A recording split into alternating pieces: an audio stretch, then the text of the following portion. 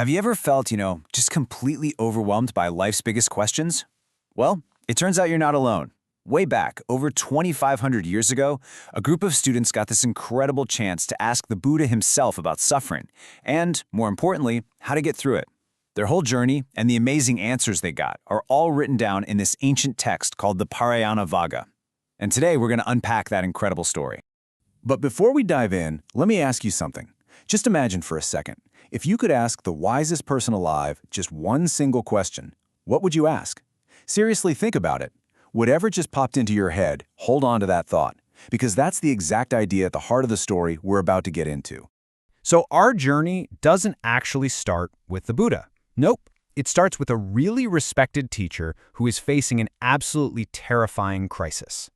Okay, so meet Bhavarti. He's this wise Brahmin teacher living a pretty peaceful life, teaching and meditating by a river in southern India. He's well known, he's got wealth, hundreds of students. I mean, from the outside, it looks like this guy has it all figured out.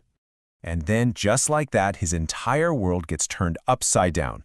Some mysterious guy shows up, asks for a ton of money, and when Bhavarti says no, the man lays this terrifying curse on him. He says, "In 7 days, your head will split into 7 pieces."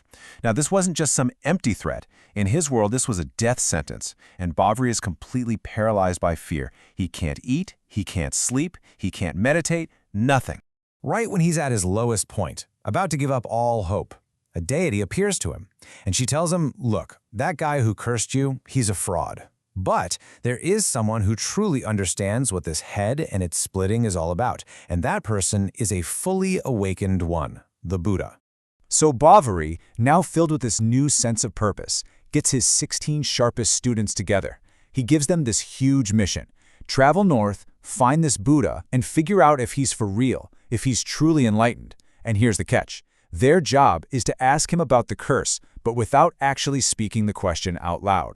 So after this long, really difficult journey, the students finally make it to Savatthi.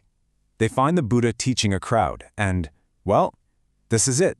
The moment of truth has arrived. And this is where the real test happens. The lead student, Ajita, just thinks his question, right? He projects it with his mind. And before he can even open his mouth, the Buddha looks right at him and answers the question that was only in his head. He tells him the head isn't physical, it's ignorance. And the splitting of the head isn't death, it's the shattering of that ignorance by wisdom. The students are just floored, completely stunned. This was the proof they needed. So now they're totally convinced they're in the presence of someone truly extraordinary, and they realize, wow, this is a once-in-a-lifetime chance. So now they get to ask their own questions, the questions that have been burning inside them about life, about suffering, and about finding peace. And as they start asking, a central theme, a metaphor, really, starts to emerge. It's something I think we can all relate to. They describe the human condition as an ovga, which you can think of as a great flood. Now, this isn't a literal flood of water. It's the overwhelming currents of desire and confusion and attachment that can make us feel like we're totally drowning in life. So Ajita, the lead student, goes first. He basically asks for everyone, look, these currents, this flood of suffering, it's everywhere. How do we stop it? What can possibly act as a dam to block these incredibly powerful forces? The Buddha's answer gives him the very first piece of the puzzle. He says the dam, the thing that restrains the flood, is sati, or mindfulness. That's our ability to just be aware of what's happening right now without getting totally swept away by it. And the thing that blocks the flood for good? That's panya, or wisdom, that deep, clear insight into the way things really are. Then another student, Kappa, he takes this metaphor even further. His question is so poignant. He asks, for those of us who are stuck in this terrifying flood, being tossed around by aging and death, is there any safe place? Is there an island, a refuge, where we can finally find some solid ground? And the Buddha's answer to this is just profound. He says, yes, there is an island, but it's not a physical place you can sail to. He describes it with 2 Pali words, akinchanam, which means possessing nothing, and anadanam, grasping at nothing. The ultimate safety, the ultimate island of refuge, is this very state of non-attachment. It's a state of mind. So when you put these answers together, you get a really clear path. First, you use mindfulness, sati, to become aware of the flood so you don't drown in it.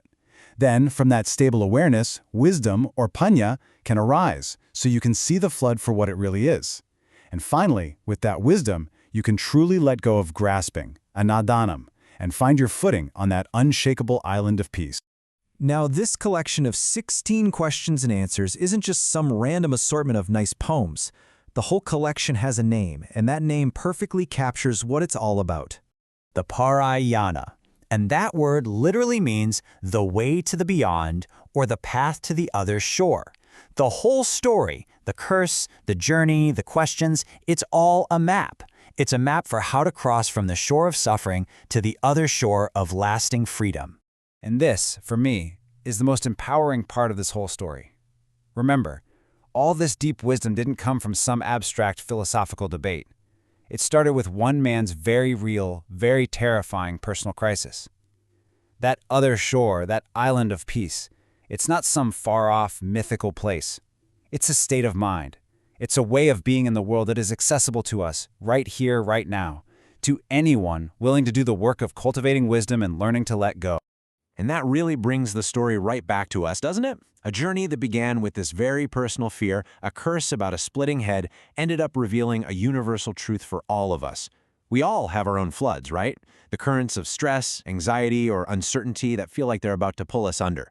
And so, the question this ancient text leaves us with today is this: what does your island of non-grasping look like? What one small thing could you let go of, even just a little, to find a bit more solid ground today?